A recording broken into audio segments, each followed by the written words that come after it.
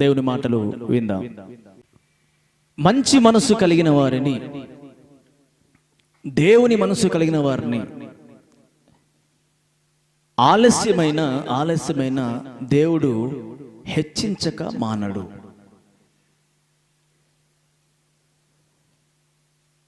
దేవుని మనసు కలిగిన వారిని ఆలస్యమైన దేవుడు హెచ్చించక మానడు.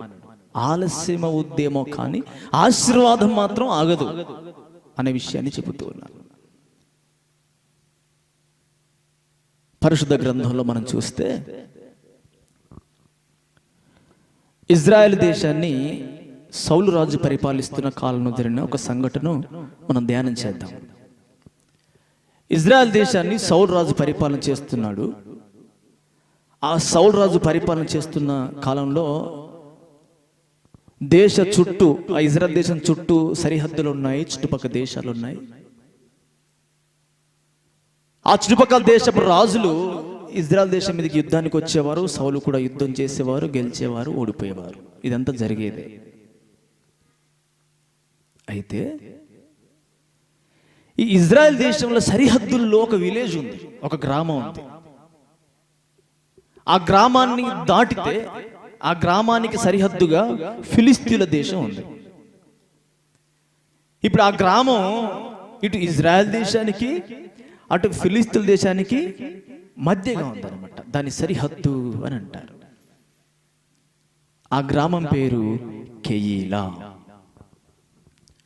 కెయీలా అనేటువంటి గ్రామం సాధారణంగా పరిపాలన విభాగం ఎలా ఉంటుందంటే, ఇప్పుడు హైదరాబాద్ కేంద్రంగా చేసుకొని, హైదరాబాద్ రాజధానిగా చేసుకొని ప్రభుత్వం ఇక్కడి నుంచి పరిపాలన చేస్తే అటు ఆంధ్రప్రదేశ్కి బార్డర్గా ఉన్న గ్రామానికి ఈ అధికార పరిపాలన సంబంధమైనటువంటి ఈ పథకాలు అక్కడి వరకు వెళ్ళాలి అంటే కష్టతరమైనది.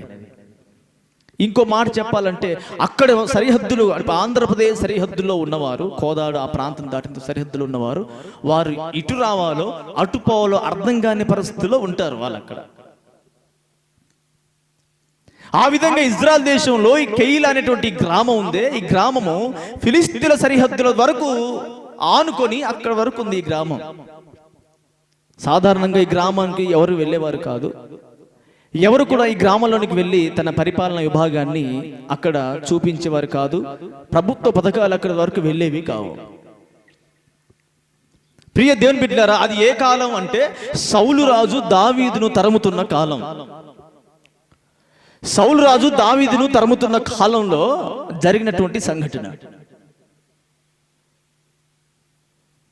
ఆ కెయీలా గ్రామస్తులంట ప్రయాసపడి, శ్రమపడి, కష్టపడి పొలాన్ని దున్ని చదును చేసి పంట వేసి ఆ చేతికొచ్చిన పంటను కూర్చుకొని పొలాల్లోనే ఆ పంట ఉండగా ఆ సరిహద్దులు దాటుకొని ఉన్న సరిహద్దుల పక్కన ఉన్న ఫిలిస్తీన్లంట దండెత్తి వచ్చి కెయీలా గ్రామంలో ఉన్నటువంటి ఆ గ్రామస్తుల మీద దాడి చేసి వారితో యుద్ధం చేసి వారు పండించిన ఆ పంటను, ఆ ధాన్యాన్ని మొత్తం కూడా దోచుకొని వెళ్ళిపోయారట. వినాలి, వారు దోచుకొని వెళ్ళిపోయారట. ఈ కెయీలా గ్రామము దేశానికి దూరం సరిహద్దుల్లో ఉంది. ఆ గ్రామస్తులు కష్టపడి శ్రమపడి పండించిన ఆ పంట ఫిలిస్తీన్ల చేతిలోనికి వెళ్ళిపోయింది. వారు యుద్ధం చేసి వీరి మీద దాడి చేసి ఆ పంటను తీసుకొని వెళ్ళిపోయారు. ఆ దేశాన్ని పరిపాలిస్తున్న రాజు మాత్రము నిమ్మకు నీరెత్తినట్లుగా హాయిగా ఉన్నాడు. కెయీలా గ్రామానికి ఫిలిస్తీన్లు దండెత్తి వచ్చారని, వారు శ్రమపడి కష్టపడి సంపాదించుకున్నటువంటి ఆ ధాన్యాన్ని ఫిలిస్తీన్లు వచ్చి యుద్ధం చేసి ఆ ధాన్యాన్ని దోచుకుని వెళ్ళిపోయారనే సంగతి అంట దావీదు తెలుసుకొని వారికి ఏ విధమైన సహాయము చేయాలని ఆలోచన కలిగి ఉన్నాడట. వాస్తవానికి ఒక గ్రామం మీదకి శత్రువులు యుద్ధానికి వచ్చారంటే ఎవరికి తెలియాలి? ఎవరికి తెలియాలి? రాజుకు తెలియాలి. కానీ రాజుకు తెలియదు ఈ విషయం. రాజు తెలుసుకోలేదు ఈ విషయం. ఎవరు తెలుసుకున్నారయ్యా? ఎవరు తెలుసుకున్నారు అంటే దావీదు తెలుసుకున్నాడు. దావీదుకు తెలిసింది. నా ప్రియ దేవుని బిడ్డలారా, అప్పుడు దావీదు ఏ స్థితిలో ఉన్నాడు అంటే తరమబడుచున్నాడు. ఆహారం లేదు, వస్త్రం లేదు, వసతి లేదు, అంటే సరైన గూడు లేదు, ఎక్కడికి వెళ్ళిపోతున్నాడు తెలియట్లేదు. ఈ అరణ్యంలో ఆ అరణ్యంలో, ఈ స్థలంలో ఆ స్థలంలో ఎక్కడ దాక్కుందామని తిరుగుతూ అతనితో పాటు ఇంకా మరి కొంతమంది అందరు కలిసి తిరుగుతూ దాక్కుంటూ వెళ్తున్నారు. అతనికే సరైన ఆధారం లేదు, అతనికే సరైన వస్త్రం లేదు, అతనికే సరైన వసతి లేదు, అతనే సరైన వస్త్రాలు కలిగి లేడు. అలాంటి సమయంలో దావీదంట కైలా గ్రామస్తులు కలిగినటువంటి ఆ సిచ్యువేషన్, ఆ పరిస్థితిని చూసి వారిని కాపాడడానికి వారి దగ్గరికి వెళ్ళాడట. ప్రియ దేవుని బిడ్డలారా, ఏమి లేనివాడేమో శ్రమల్లో ఉన్నవాడేమో మరొక శ్రమల్లో ఉన్న వారిని కాపాడడానికి ప్రయత్నం చేస్తూ ఉంటే, సింహాసనం మీద కూర్చున్న రాజుగారేమో తన సింహాసనం ఎలా కాపాడుకోవాలా అని చూస్తున్నాడు. ఏమంటే అర్థమవుతుందా? సరైన వస్త్రం లేనివాడు, ఆహారం లేనివాడు, శ్రమల్లో ఉన్నవాడేమో అయ్యో శ్రమల్లో ఉన్న కైలా గ్రామస్తులను కాపాడడానికి ప్రయత్నం చేస్తూ ఉంటే, అన్నీ ఉన్నా చక్కని సింహాసనం ఉంది, మంచి అంతపురం ఉంది, పనివారున్నారు, నాయకులున్నారు, మంత్రులున్నారు, అతని కింద సైనికులు ఉన్నారు. అన్నీ ఉన్న సౌలేమో తన సింహాసనాన్ని ఎలా కాపాడుకోవాలి, తన సింహాసనానికి పోటీగా వస్తున్న దావీదుని ఎలా చంపాలి, అతని ఎలా అనగదొక్కాలి, అతన్ని ఎలా లేకుండా చేయాలి అని అంతట తాను ఎలా కనబడాలని ఈ ప్రజల పరిస్థితిని పక్కన పెట్టేసి తన గురించిన ఆలోచన మాత్రమే కలిగి ఉన్నాడు సౌలు రాజు మనసు ఏంటంటే, నేనే ఉండాలి, ఎక్కడ చూసినా నేనే ఉండాలి, ఏ ప్రాంతంలో చూసినా నేనే కనబడాలి, ఎవరి దగ్గరికి వెళ్ళినా నా పేరే వినబడాలి, ఏ నాయకుడు చూసినా నా గురించే మాట్లాడాలి, ఎక్కడ చూసినా నేనే కనపడాలి. తన సింహాసనాన్ని ఎలా స్థిరపరచుకోవాలనే ఆలోచనలో ఆ మనసు కలిగి ఉన్నాడు. కానీ సింహాసనం దేవుడు ఎందుకు ఇచ్చాడు, ఆ ప్రజల కొరకు ఇచ్చాడు కదా, ఆ ప్రజలు ఏ విధంగా ఉన్నారనే ఆలోచన సౌలు రాజుకు లేదండి. ఇప్పుడు జరుగుతున్న పరిచర్య కూడా ఇలాగే 2 భాగాలుగా ఉంది. సౌలు లాంటి పరిచర్య, దావీదు లాంటి పరిచర్య. దావీదేమో ప్రజలు ఎలా ఉన్నారో తెలుసుకుంటున్నాడు, సౌలేమో నేను ఎలా స్థిరంగా ఉండాలి, నేను ఎలా సింహాసనాన్ని కాపాడుకోవాలి, నేను అంతటా ఎలా కనపడాలని సౌలు ఆలోచన కలిగి ఉన్నాడు. అంతే కదా, ఇక్కడ నేనే కనపడాలి, నంబూరులో నేనే కనపడాలి, విజయవాడలో నేనే కనపడాలి, గుంటూరులో నేనే కనపడాలి, నాకు 14 కాళ్ళు 14 చేతులు లేవు కాబట్టి ఇక్కడ ఉండి నేను మాట్లాడితే అక్కడ స్క్రీన్లో కనపడాలి, ఎక్కడైనా నేనే కనపడాలి, ఏ ప్రాంతంలో అయినా నేనే కనపడాలి. పోనీ ఆ ప్రాంత ప్రజలు ఎలా ఉన్నారు నాకు అనవసరం, వాళ్ళ భక్తి జీవితం ఎలా ఉంది నాకు అనవసరం, వారికి ఆహారం ఉందా లేదా నాకు అనవసరం, నేను స్క్రీన్లో కనిపిస్తే చాలు. ఫంక్షన్లో స్క్రీన్ పెడతాను, మరొక ఆడిటోరియం కడతాను, ఆడిటోరియంలో స్క్రీన్ పెడతాను, హైదరాబాద్లో నేను మాట్లాడతాను, అన్ని స్థలాల్లో ఒకే టైంలో నేను మాట్లాడేది ఆ స్క్రీన్ ముందు కూర్చొని అందరూ వినాలి, నేనే కనపడాలి. మరి వాళ్ళ భక్తి, మరి వారి ఆధ్యాత్మిక జీవితం, వారికి ఆహారం ఉందా, వారికి వసతి ఉందా, వారు శత్రువుల చేత పీడింపబడుతున్నారా, వారు ఏ స్థితిలో ఉన్నారు, వారు ఎక్కడి నుంచి వస్తున్నారు, ఆ ఫంక్షన్ హాల్కో ఆ ఆడిటోరియానికో ఏ ప్రాంతం నుంచి వస్తున్నారు, వారు ఎంత శ్రమతో వస్తున్నారు, అసలు భక్తి కోసం వస్తున్నారా, వారు ఎవరు నాకు అనవసరం, వారి గురించి నాకు అనవసరం, నేను అంతటా కనబడాలి, నా మాట అందరూ వినాలి. అదే కాన్సెప్ట్ సౌలు రాజుది. శత్రువులు వచ్చి యుద్ధం చేస్తుంటే రాజుకు తెలియాల్సింది పోయి అయ్యో తరమబడుచున్న ఏ ఆధారం లేనటువంటి దావీదు తెలుసుకొని ప్రియ దేవుని బిడ్డలారా, దావీదు తెలుసుకొని కైలా సంబంధికులు శత్రు చేతిలో దాడికి గురయ్యారని తెలుసుకున్నాడు. కైలా అనగా వేరుపరచబడిన వారు అని అర్థం. కైలా అనే మాటకు అర్థం ఏంటంటే వేరైన వారు. ఏమండి, వారు ఫిలిస్తీన్ల సరిహద్దుల్లో ఉన్నప్పటికీ ఫిలిస్తీన్లతో కలిసి లేరండి. మీకు అర్థమవుతుందా? వారు ఫిలిస్తీన్ల సరిహద్దుల్లో ఉన్నప్పటికీ వారితో వీరు కలిసి లేరు. వారికి వేరే వీళ్ళు బ్రతుకుతున్నారు. వాళ్ళతో కలిసి ఉంటే యుద్ధం ఎక్కడిది? వారితో కలిసి ఉంటే గొడవలు ఎక్కడివి? వారితో కలిసి ఉంటే వారి పొలంలోకి వీరు వెళ్తారు, వీరి పొలంలోకి వాళ్ళు వస్తారు. వారిద్దరు కలిసి ఉన్నప్పుడు గొడవలు రావు కదా. వీళ్ళు ఫిలిస్తీన్ల సరిహద్దుల్లో బ్రతుకుతున్నప్పటికీ, ఫిలిస్తీన్ల సరిహద్దులో జీవిస్తున్నప్పటికీ వారికి వేరే ఒక సపరేషన్ లైఫ్, యూనిక్ లైఫ్, ఒక ప్రత్యేకమైన జీవితం కలిగిన వారు కెయిలా గ్రామస్తులు. వేరుపరచబడిన వారు, వేరైన వారు. బిడ్డలారా, కలిసిపోయిన వారికి శ్రమలు రావు. ఎవరైతే మూర్ఖులకు ఈ తరము వారికి వేరై ఉంటారో వారికే శ్రమలు వస్తాయి. మూర్ఖులకు ఈ తరము వారికి వేరై, వారి ఆలోచనలో కలవక, వారితో కలవక, ఎవరైతే వేరై ఒక యూనిక్ లైఫ్, ఒక ప్రత్యేకమైన జీవితాన్ని ఎవరైతే చేస్తారో, ఒక ప్రత్యేకమైన భక్తిని ఎవరైతే చేస్తారో వారికే శ్రమలు వస్తాయి. అందుకే ఫిలిస్తీన్లంట వీరి మీద దాడి చేసి వీరిని కొట్టి వీరి ధాన్యాన్ని, వీరు తినే ఆహారాన్ని తీసుకొని వెళ్ళిపోయారట.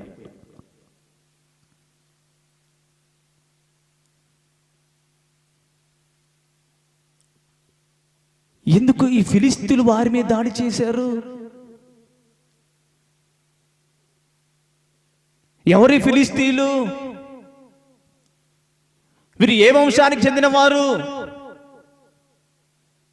ఈ ఫిలిస్తీన్లు అంట, ఈ ఫిలిస్తీన్లు షేము, హాము, యాపేతు. ఎవరు వీళ్ళు? ఎవరు కొడుకులు? నోవాహు కొడుకులు. నోవాహు ముగ్గురు కొడుకుల పేరు షేము, హాము, యాపేతు.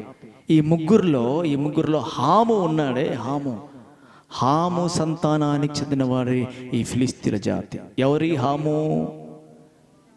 తండ్రిని అవమానపరిచిన వాడు హాము. ఈ హాము అనే పేరుకు అర్థం ఏంటంటే పిల్లరా, చాలా విచిత్రంగా ఉంది. అల్లకల్లోలం అంట. దేనికి? ఆ పేరుకి అర్థమే అల్లకల్లోలం చేస్తాడు, వాగమాగం చేస్తాడు అన్నమాట.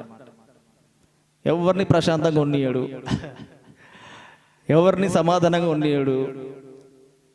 కుటుంబంలో అల్లకల్లోలమే, సంఘంలో అల్లకల్లోలమే, ఎక్కడ చూసినా అల్లకల్లోలమే, ఆగమాగం అయోమయం చేస్తారు.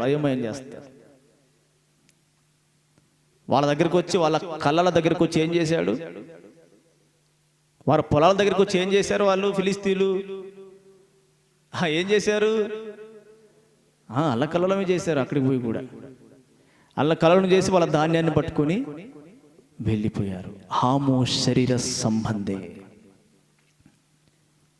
ఏమండి, ఇంకో విషయం ఏంటంటే, వాడు యుద్ధానికి వచ్చిన వాడు పశువులు ఉన్నాయి, గొర్రెలు ఉన్నాయి, వారి సంపద ఉంది. ఇవి తీసుకెళ్ళలేదండి. ఏం తీసుకెళ్ళాడు? ఆహారం తీసుకెళ్ళాడు. వాడికి కావాల్సింది ఆహారమే. వారి డబ్బు కానీ, వారి పశువులు కానీ, వారి సంపద కానీ అవసరం లేదు. వారు తినే ఆహారం కావాలి. ఎందుకంటే ఆ ఆహారం ఉంటే వాళ్ళు బలంగా ఉంటారు. ఆ ఆహారం ఉంటే వారు ఇంకా ఉన్నతంగా ఎదుగుతారన్న సంగతి ఆ శరీర సంబంధమైన ఫిలిస్తీన్కి తెలుసు.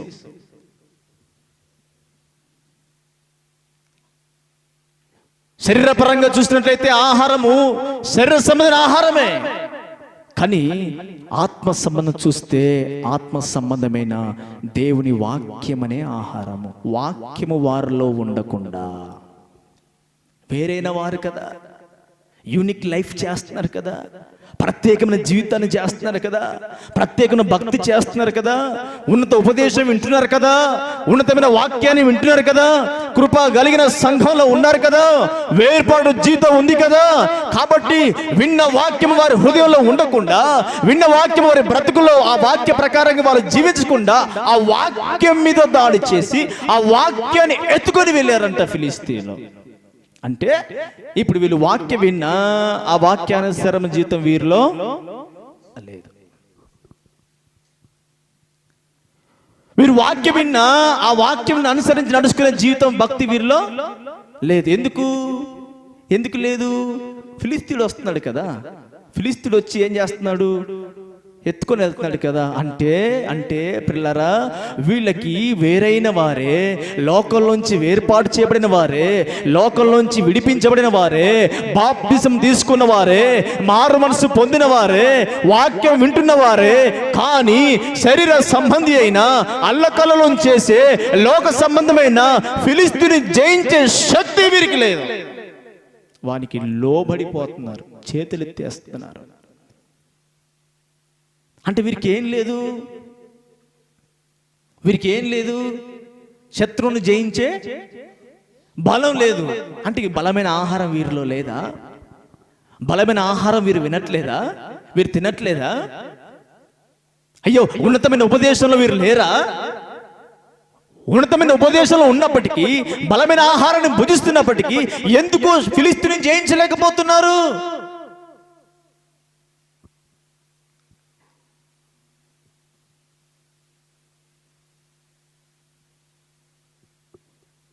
ఉన్నతమైన ఉపదేశం వింటున్నప్పటికీ ఫిలిస్తీని శత్రువు ఎందుకు జయించలేకపోతున్నారు? ఈ కైలా గ్రామస్తులైన, నేడు స్థానిక సంఘమైన, సార్వత్రిక సంఘమైన ఎందుకు వాడికి లోబడిపోతున్నారు? ఎందుకు వాని కబంధ హస్తాల కిందికి వెళ్ళిపోతున్నారు? ఎందుకు వాక్యాన్ని అమ్ముకుంటున్నారు? ఎందుకు వాక్యం చెరబట్టబడుతుంది? ప్రియదేవుని బిడ్డలారా, బలమైన ఆహారం వీరు వింటున్నప్పటికీ, బలమైన ఆత్మీయ ఆహారం భోజనం చేస్తున్నప్పటికీ, ఆ ఆహారములో ఉన్న శక్తి వీరిలో లేదు. అంటే అంటే భక్తిలో ఉన్న శక్తిని వీరు ఆశ్రయించట్లేరు. భక్తి చేస్తూ ఉన్నారు, భక్తి గల దేవుని వాక్యం వింటున్నారు, కానీ ఆ భక్తిలో ఉన్న శక్తి వీరులే.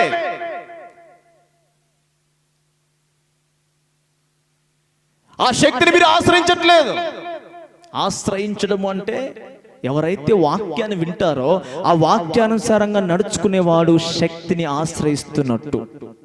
అందుకే పౌలు గారు అన్నాడు కదా, తిమోతితో ఏమంటాడు? పైకి భక్తి గల వారి వలె ఉండి లోపల దాని శక్తిని ఆశ్రయించని వారు ఉన్నారు, అట్టి వారికి నీవు విముఖుడవై ఉండుము. పైకి భక్తిలాగా కనిపిస్తున్నా లోపల ఆ భక్తిలో ఉన్న శక్తిని ఆశ్రయించట్లేదు, ఆ భక్తి ప్రకారంగా నడుచుకోవట్లేరు. కాబట్టి అట్టి వారికి దూరంగా ఉండు. శక్తి లేని భక్తి చేస్తున్న కారణాన వారు ఫిలిస్తీన్ల మీద ఓడిపోయి వారి వాక్యాన్ని, వారి ఆహారాన్ని వారు అమ్మేసుకున్నారు. అమ్మేసుకున్నారంటే చెరపట్టబడింది.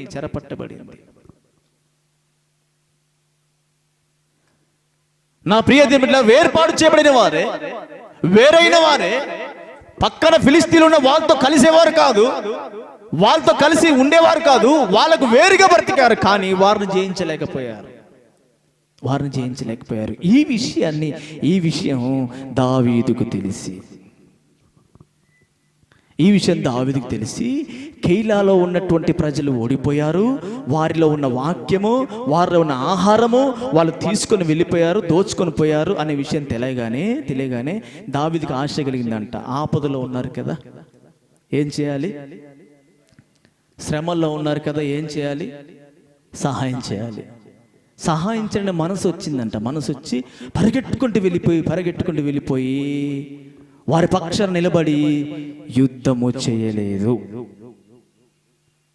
ఏం చేశాడంటే, అయ్యా, వేరైన జీవితం జీవిస్తున్న నీ బిడ్డలు ఉన్నారే,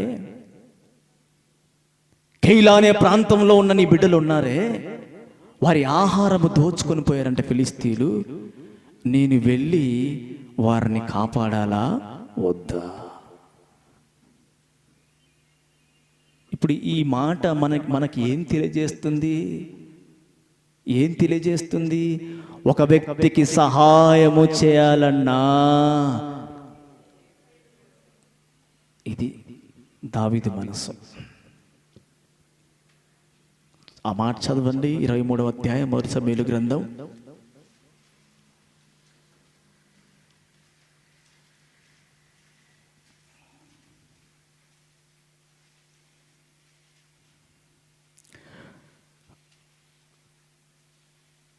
మొదటి 2 వచనాలు. తరువాత ఫిలిస్తీయులు కైలా మీద యుద్ధము చేసి కళ్ళముల మీద ధాన్యమును దోచుకొనుచున్నారని దావీదునకు వినపడెను. అంతట దావీదు, నేను వెళ్ళి ఈ ఫిలిష్తీయులను హతము చేయుదునా అని యెహోవా యొద్ద విచారణ చేయగా. హల్లెలూయా చెబుదాం, హల్లెలూయా హల్లెలూయా. ఎలాంటి మనసు అండి దావీదుది? ఆపదలో ఉన్నారండి, సాయం చేయకపోతే ఏమనుకుంటారని పరిగెట్టుకుంటూ వెళ్ళిపోలే. మనలు కొంతమంది మాట్లాడుతూ ఉంటే నా సహాయం కోరారు, నా వల్ల ఏంటి చేశాను, నేను అడిగిన వయసేను చేయమన్నాడా? ఏం బిల్డప్లు కొడతారు భక్తి, అమ్మో ఎంత భక్తో, నేను 10 మందికి సాయం చేసిన. ఇలా ఫేస్బుక్లో ఫోటోలు, వాట్సాప్లో ఫోటోలు, ఇయే కదా, యూట్యూబ్లో ఫోటోలు, షద్దర్లు పంచి కూడా షద్దర్లు పంచినాం 10 మందికి. ఏమ్రా పోయే కాలం. ఫేస్బుక్ ఓపెన్ చేస్తే మొత్తం దేవునికి స్తోత్రం, మేము ఈరోజు 10 మందికి షద్దర్లు పంచాం.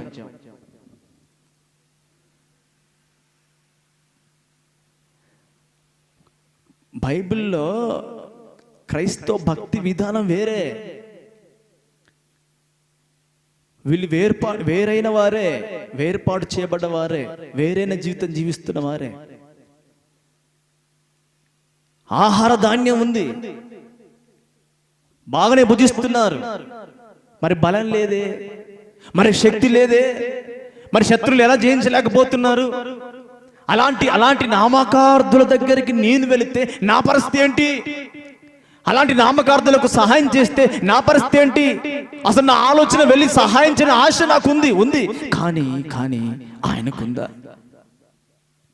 అని, అయ్యా ఈ ఫిలిష్తీయులను హతము చేసి కెయీలా ప్రజల్ని కాపాడడానికి నేను పోదునా, నేను పోవాలా వద్దయ్యా అని యెహోవా యొద్ద విచారణ చేసి ఆయన పర్మిషన్ తీసుకొని.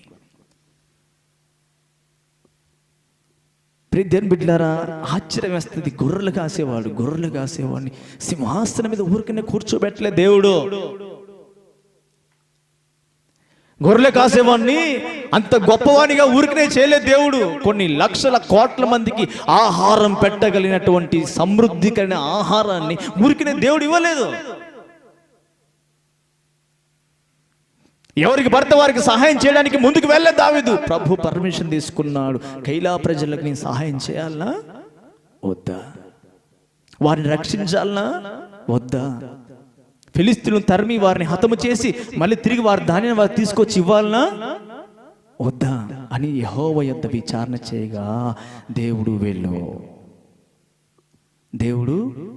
నువ్వు వెళ్ళి వారిని కాపాడు, రక్షించు, సేవ్ చేయి. ఈ మాట విని వెంటనే దావీదు తన దగ్గర ఉన్న వాళ్ళని తీసుకొని వెళ్దామని బెన్యామీన్లో కొంతమంది దావీదును వెంబడించే వాళ్ళందరూ కూడా వెళ్తూ ఉంటే యూదులు అంటారు, ఇక్కడ మాకు శ్రమే, మళ్ళీ పోయి నువ్వు కెయీలా గ్రామస్తులకు వాళ్ళకు సపోర్ట్ చేస్తా అంటున్నావు, అక్కడ పోతే అక్కడ ఫిలిష్తీయులు యుద్ధానికి వస్తున్నారు, ఈడ మాకు శ్రమే, అక్కడ పోతే వాళ్ళతో మాకు శ్రమే, ఏందయ్యా ఇది అని మళ్ళీ దావీదుని అంటే, వీళ్ళుంటారు వెనక బ్యాచ్ కొంత, అయ్యగారిని ముందుకు పోనీయరు, వెనక రానియరు, మధ్యలో నిలబెడతారనమాట. మళ్ళీ ఆయన డౌట్ వచ్చింది, ఓయమ్మ వీళ్ళు ఇట్లా మాట్లాడుతున్నారు. మళ్ళీ పోయి, అయ్యా నిజముగా తరుముదునా, ఈ దద్దమ్మలందరూ నా పక్కన చేరి ఇట్లా అంటున్నారు, నిజముగా తరుముదునా అంటే, ఓ రేపో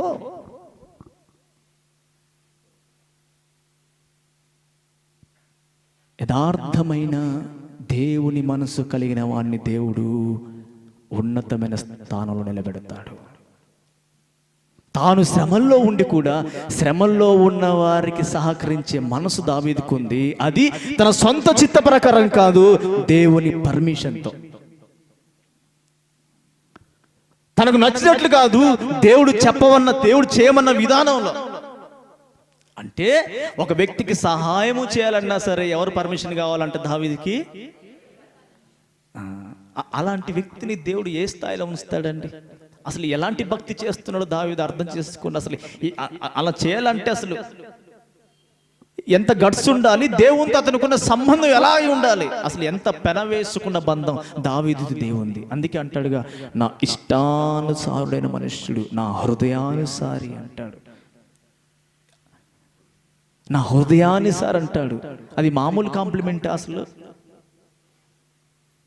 దేవుడి హృదయం ఎలా ఉంటుందో ఏ మనుషుడికి తెలియదు కదా. దేవుడే స్వయంగా అంట, నా హృదయానుసరైన మనుషుడు దావీదు, నా ఇష్టమును నెరవేర్చువాడు దావీదు అంటాడు. నా ఇష్టము నెరవేరుస్తాడు. దావీదు ఇష్టం నెరవేర్చాడు. నా ఇష్టం ఏంటో, నా ఆలోచన ఏంటో, నా తలంపు ఏంటో, ఏ ప్రజలకు నీ ఏం చేయాలనుకున్నావు అది నెరవేర్చేవాడు దావీదు అంటాడు దేవుడు. నా ప్రియ దేవుని బిడ్డరా, వెళ్తాడు, ఫిలిస్తీన్లతో యుద్ధం చేస్తాడు, వారిని ఓడించేసి హతము చేసి వారి ధాన్యాన్ని వారి పశువులు తీసుకుని వచ్చి ఆ ప్రజలకు అప్పగిస్తారు. అప్పగించే వరకు అప్పుడు మొత్తం యుద్ధం చేసి ప్రజలకు ఇచ్చిన తర్వాత ఇప్పుడు వినపడింది అయ్యగారికి. ఏ అయ్యగారికి? సౌలయ్య గారికి ఇప్పుడు వినపడింది. ఎందుకంటే ఈడు ఒకడు ఆడొకడు అంటాడు, నువ్వు రాజు ఉన్నావు, ఏం మనిషి రారు బాబు, నువ్వు ఎవరిని తరుగుతున్నావు, వాడేమో మన దగ్గర ఆయుధాలు లేవు, సైనికులు లేరు, ఏం లేరు, వాడు కెయిలా గ్రామాన్ని కాపాడిందంట దావీదు, ఆ పట్టణంలో ఉన్నాడంటే అక్కడే ఉన్నసరికి ఇక ఈ సౌలు సైనికులు తయారు చేసుకుని, ఒరే మీరు పోయి పట్టణంలో ఉన్న కెయిలా గ్రామంలో ఉన్నట్టు దావీదుని పట్టుకుని వాడిని చంపేద్దాం అంటే ఇటు సాయం చేయడు, చేసినా చంపుతాడు. ఈడు వెళ్ళి విజిట్ చేయడు, ప్రార్థన చేయడు, బలపరచడు సంఘాన్ని, వారి కుటుంబాలకు వెళ్ళి వాళ్ళ కుటుంబం తెలియదు, టీవీలో వాక్యం చెప్పి రండే రండే అంటాడు. బలపరిచింది ఒకడు, తీసుకున్నది మరొకడు. ఏది టీవీలో అలా చెప్పినాక సౌలు పరిచర్య దావీదు పరిచర్య తేడా ఇదే. మీరు అనుకోవచ్చు, మరి దావీదు అలా చేసింది కాబట్టి దావీదుని హెచ్చించాడు, అంత ఘనంగా దేవుడు ఉంచాడు, మరి సౌలు కూడా ఉంచాడు కదా అయ్యా అనొచ్చు. సౌలు కూడా ఉంచాడు కదా, ఉంచుతాడు. ఎప్పటి వరకు ఉంచాడు సౌలుని? దావీదును హెచ్చించి దావీదును ఉన్నతమైన స్థానం నిలబెట్టేంత వరకే సౌలుకున్న అంత కనిపించింది. ఆ తర్వాత సౌలుకున్నది మొత్తం ఒక్కొక్కటి వెళ్ళిపోయింది. ఉన్నదా? ఏం లేదు కదా. సౌలు కుటుంబం కూడా లేదు కదా.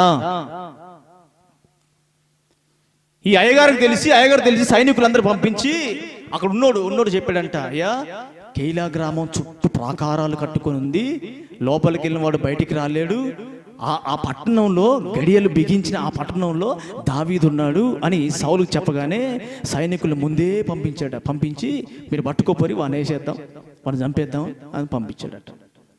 ప్రజల్ని కాపాడడానికి, ప్రజల్ని బోధించడానికి చేత కాదు, కానీ సహాయం చేసిన వాడిని పట్టి బంధించి చంపడానికి మనను బయలుదేరి సైనికులు పంపించాడట. ఈ విషయం దావీదుకు తెలిసి, అసలు దావీదు ఎలాంటి మనిషి అండి, అసలు సిబిఐ అంటారు చూడండి, బా సిఐడి డిపార్ట్మెంట్ అంటారు కదా, ఎక్కడ చూసినా దావీదు మనుషులు అక్కడ.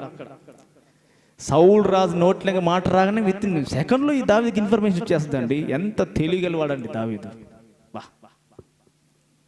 ఎంతటి ఇన్ఫర్మేషన్. ఇప్పుడు ఇజ్రాయెల్ దేశంలో మసూదా, మన ఇండియాలో ఇజ్రాయెల్ దేశంలో మసూద్ అనేటువంటి ఈ అనుకుంటాను ఈ దావీదు గోత్రానికి చెందిన వారే. ఇప్పుడు ఇజ్రాయెల్ దేశంలో ఒక రహస్య గూఢాచార సంస్థ ఉంటుంది, దాన్ని మసూద్ అని ఏమంటారు. అది ఎంత భయంకరం అంటే, ఈరోజు ఇండియాకు వచ్చి అక్కడున్న ఒక శత్రువు, వారి మీద దాడి చేసిన శత్రువు ఇండియాకు వచ్చి, ఇండియాలో ముంబైలో ఏ హోటల్ ఉన్నా వాళ్ళు వచ్చి వాడిని చంపి తీసుకుని పోయేంత వరకు కూడా మనకు తెలియదు. అంతటి పకడ్బందీ ప్లాన్. జర్నలిస్టు లేదు, ఒక జర్నలిస్టు చక్కగా, ఒక హిందూ జర్నలిస్టు చక్కగా వివరించాడు ఇజ్రాయెల్ దేశం గురించి. వారు ఎక్కడికి వెళ్తారో, ఎక్కడ ఎవరిని పట్టుకొని చంపేస్తారో తెలియదంట, అంత సీక్రెట్ సంస్థ. ఇగో ఈ దావీదు యుద్ధ నుంచే ప్రారంభమైంది. హల్లెలూయా, హల్లెలూయా. అంతటి గూఢాచార వ్యవస్థ దావీదుకుండేది. దావీదును దేవుడు అంతటి ఆలోచనిచ్చి దావీదు నడిపించాడు. కారణం ఏంటంటే, అతడు నా హృదయానుసారి. ఒక్కని పట్టుకోవడానికి 40 ఏళ్ళు పట్టింది, ఆయన పట్టుకోలేకపోయాడు. ఎవరు? ఇజ్రాయెల్ దేశం చిన్న దేశం అండి, చాలా చిన్న దేశం. ఆ చిన్న దేశంలో దావీదుని పట్టుకోవడానికి ఈయన వల్ల కాలే. ఎవరు వల్ల?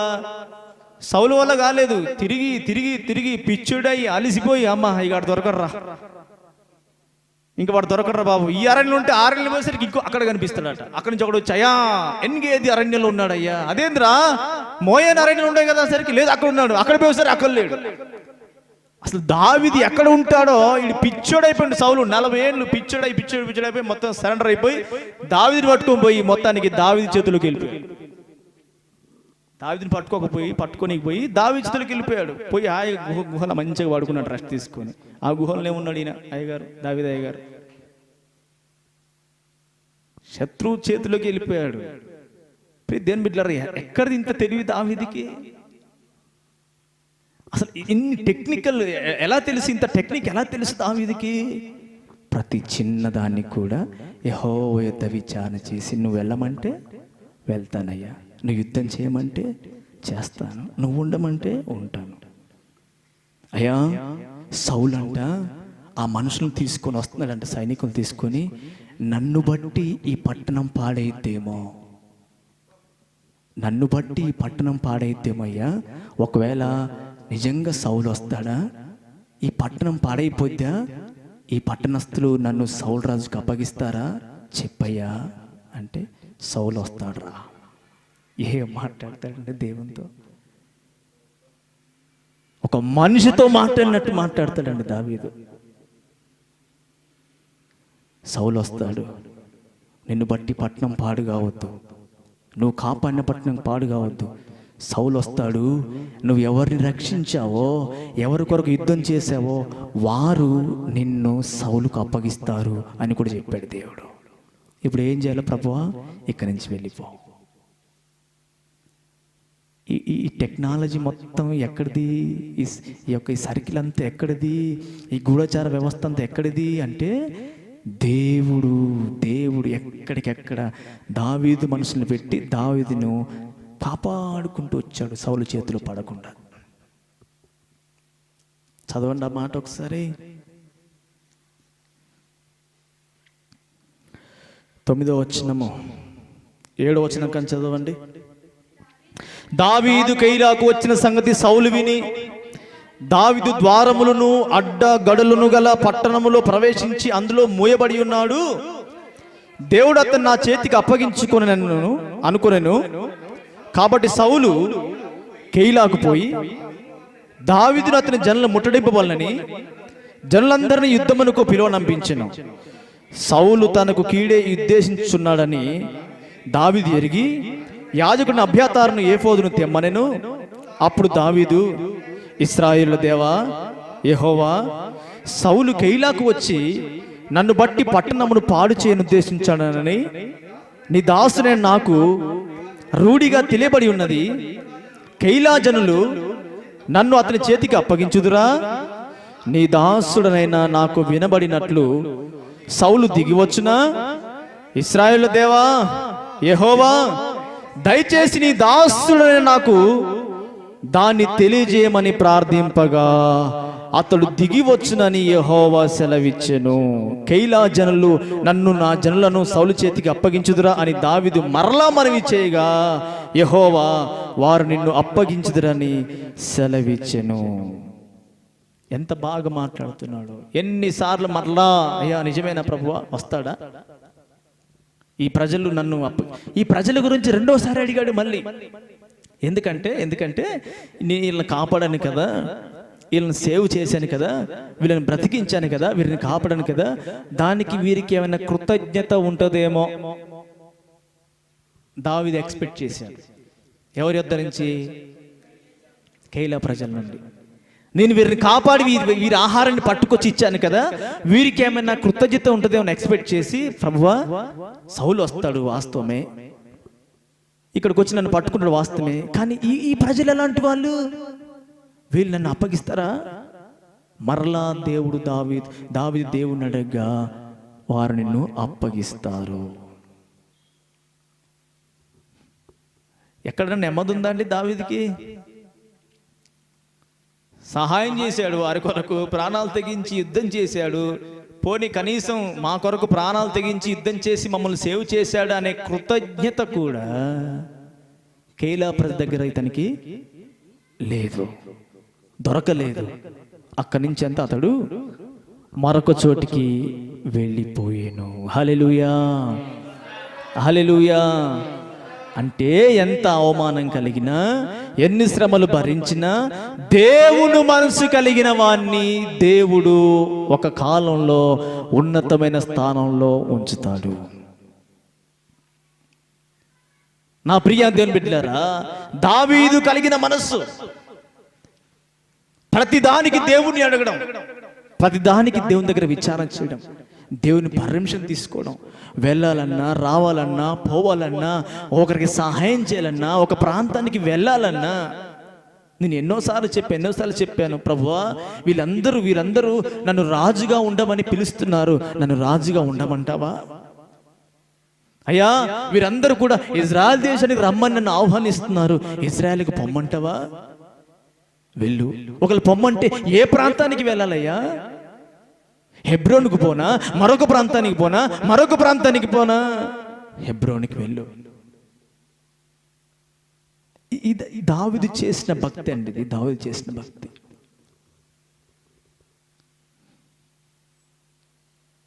సౌలు తరుముతున్నా, సౌలు తన చేతికి అప్పగించబడ్డ, సౌలును చంపడానికి, సౌలుకు కీడు చేయడానికి దావీదు ఇష్టపడలేదు. కీడు చేశాడా? ఏమైనా కీడు చేశాడా? చేయలేదు. అంటే దేవుని మనస్సు కలిగిన వాడు దేవుని మీద ఆనుకొని, దేవుని ఆధారంగా చేసుకొని, ప్రతిదానికి దేవుని పర్మిషన్ తీసుకొని వెళ్ళేవాడు ఖచ్చితంగా అతనికి ఒక క్లారిటీ ఉంటుంది, ఏదో ఒక దేవుడు నన్ను హెచ్చిస్తాడు. ఎవరైతే ఈ మనస్సు కలిగి ఉంటారో వారిని దేవుడు ఉన్నతమైన స్థానంలో ఉంచుతాడు. ఈ 2020వ సంవత్సరంలో చాలా మందికి ఈ మనస్సు ఉంటే దేవునికి స్తోత్రం. ఎవరికైనా ఇలాంటి మనసు లేకపోతే ఈ 2021 సంవత్సరం నుంచి ప్రతిదాన్ని దేవుని దగ్గర విచారణ చేసి దేవుని మనసు కలిగి ఉంటే దేవుడు ఈ న్యూ ఇయర్లో ఉన్నతమైన స్థానంలో మనల్ని ఉంచునుగాక. అలాంటి కృప దేవుడు మనకు అనుగ్రహించునుగాక. ఆమేన్. తల వంచి కళ్ళు మూసుకోండి, ప్రార్థన చేసుకుందాం. మహాగణమైన తండ్రి, కృపా సత్య సంపూర్ణుడా, కృప చూపుట మాననివాడా, నీ గొప్ప నామానికి మహిమ ఘనత ప్రభావములు కలుగునుగాక. డిసెంబర్ నెల చివరి ఆదివారం 2020వ సంవత్సరంలో నీ సన్నిధిలో మేము చేరి నీ నామాన్ని స్తుతించడానికి ఇచ్చిన కృపకై నీకు వందనాలు. పాడి స్తుతించి ఆరాధించి నీ నామాన్ని మహిమపరిచాం. శ్రేష్టమైన వాక్కు ద్వారా మాతో మీరు మాట్లాడారు. దావీదు మనస్సును మా ముందు ఉంచారు. అది చిన్న విషయమైనా పెద్ద విషయమైనా, ఒకరికి సహాయము చేయాలన్నా నీ అడుగు జాడలు నడుస్తూ, నీ యొద్ద విచారణ చేస్తూ, నీ పర్మిషన్, నీ అనుమతి తీసుకొని చక్కని నీ యొద్ద తర్ఫీదును పొందుకొని అయ్యా ఒక ఉన్నతమైన స్థానానికి ఎదిగినట్లుగా నీ మనస్సును దావీదు కలిగి ఉన్నట్లుగా మాతో మీరు మాట్లాడారు. ఎవరు నీ మనసుని కలిగి ఉంటారో, ఎవరు దావీదు లాంటి మనసుని కలిగి ఉంటారో వారిని కూడా ఉన్నతంగా ఘనపరిచి హెచ్చించి వర్ధిల్ల చేస్తానని మరొకసారి వాక్కు ద్వారా మాట్లాడారయ్యా. నీ వాక్యం వింటున్న మేము వాక్యంలో ఉన్న సారమును, వాక్యంలో ఉన్న శక్తిని ఆశ్రయిస్తూ అయ్యా దావీదు వంటి మనస్సు కలిగి నీ సన్నిధిలో ఫలించడానికి, వర్ధిల్లడానికి సహాయం చేయమని, అట్టి కృప స్థానిక సంఘ బిడ్డలకు అనుగ్రహించమని, ఈ వాక్యం ఉన్న ప్రతి ఒక్కరికి దయచేయమని, నీ కృపలోనే వర్ధిల్ల చేయమని అయ్యా బిడ్డలను తండ్రి వాక్యంలో క్రమక్రమంగా ఎదిగింపు చేయమని ప్రార్థిస్తూ ఉన్నాను. దేవానికి స్తోత్రాలు. ఈ దినం వచ్చిన ప్రతి బిడ్డను పేరును దీవించి ఆశీర్వదించండి. ప్రతి వారిని బలపరిచి భద్రపరచండి. స్థానిక దూర గ్రామాల నుంచి వస్తున్న బిడ్డలందరినీ కూడా నీ హస్తానికి అప్పగిస్తూ ఉన్నాను. నీ కృపలో వర్ధిల్ల చేయమని ప్రార్థిస్తున్నాను. 29, 30, 31 ఉపవాస ప్రార్థనలో తోడుగా ఉండండి. 30వ తారీఖు రాత్రికాల ప్రార్థనలో తోడుగా ఉండండి అయ్యా. 1వ తారీఖు ఆ న్యూ ఇయర్ ఆరాధనలో తోడుగా ఉండండి అయ్యా. ఆదివారం పునరుత్థాన బల్లారాధనలో తోడుగా ఉండండి అయ్యా. ఈ వారమంతా జరుగుతున్న కూడికల ద్వారా నామానికి మహిమ కలగాలి. నూతన సంవత్సరంలో నవనూతన మార్గాలలో, నవనూతనమైన ఆశీర్వాదాల చేత, నూతనమైన దీవెనల చేత, నూతనమైన అభిషేకము కలిగి బిడ్డలు నూతన సంవత్సరంలో ప్రవేశించినట్లుగా అయ్యా ఈ చివరి వారంలో నీ సన్నిధిలో గడపగలిగే కృపను మా అందరికీ దయచేయమని నీకే మహిమ చెల్లిస్తూ అర్పణలు ఆశీర్వదించమని, రెట్టింపు దీవెనలు కుటుంబాలకు కలిగించమని, ఈ దినం రాని బిడ్డలు క్షమించి కనికరించి మరొక వారు నడిపించమని నీకు మహిమ చెల్లిస్తూ మమ్మల్ని అందరినీ మీ చేతికి అప్పగిస్తూ యేసుక్రీస్తు నామమున ప్రార్థించి అడిగి వేడుచున్నాను పరమ తండ్రి, ఆమేన్. తండ్రి అయిన దేవుని ప్రేమ, ప్రభు అయిన యేసుక్రీస్తు వారి కృప, పరిశుద్ధాత్మ దేవుని యొక్క నిన్న సహవాసమైన సన్నిధి ఇక్కడున్న మనకును సకల పరిశుద్ధులకును ఈ దినం వాక్యమైన ప్రతి బిడ్డకు ఇది మొదలుకొని ఆయన రాకడ వరకు సదాకాలం తోడయుండి ముందుకు నడిపించి బలపరచునుగాక. ఆమేన్. యేసు రక్తమే జయం, ప్రభు యేసు రక్తమే జయం, యేసు నామములో సంపూర్ణ విజయం, అపవాది కరందుకొట్టి నాశనం. తండ్రి నీ కార్యములు నిరంతరం జయము జయము జయము తండ్రి. ఆమేన్. అందరి కొందనాలు దేవుని మీద దీవించునుగాక. ఆమేన్.